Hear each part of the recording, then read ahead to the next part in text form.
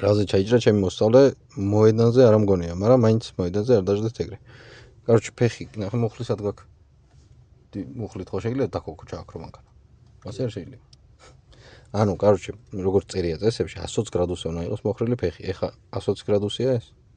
დაახლოებით რამდენი? 90, ხო. ანუ, აი აქ ჩაყავით ხელი, ნუ ამანქანას მანდა აქვს. აი ესეთი პლასმასი აქვს. ნუ რა მოწერდა გაიწია. короче, ის აი ტორმუზი ხო გიჭირავს ახლა? მოხმარჩ.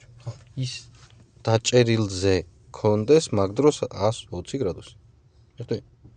იმიტომ რომ შენ რო დაჭერილზე არ გაქვს 120 გრადუსი სიტყვაზე და მეტი უკან არ გადის ჩემი თორე გაჩვენებდი.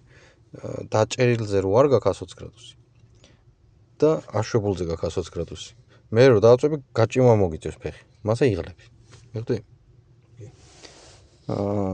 ხო და ფეხიც და ნახე ხელი ჩადა საჭეში. ხელიც, ხელი კარგად გაქვს. თუ რამეა და ხელი კარგად, აგერ არის სარეგულირებელი, ნახე. მაგას ჩამოწევ.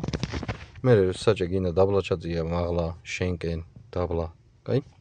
გამოსწავლე თუ დაინახავ საჭეში და აი ამას შორის დიდი სივრცეა.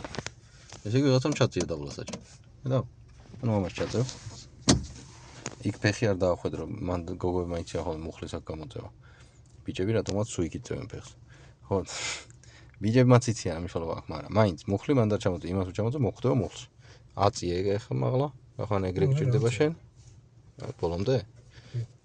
მე დაბლა არ ჩადე, შეგიძლია შენკენ გამოწიო, დაბლა ჩაძიო, მოკლედ, მიხვდი? ისე ვისაწიო, ხო, ცოტა მეტი ძალა დაატანე, ვიდრე ჩამოწევას და ხო. ხვდები, რომ წინასწარ ისე ვქენი, რომ არ ჩაჭრილი იყავი. მაგას ქვია ჩაჭრას გადარჩენილი.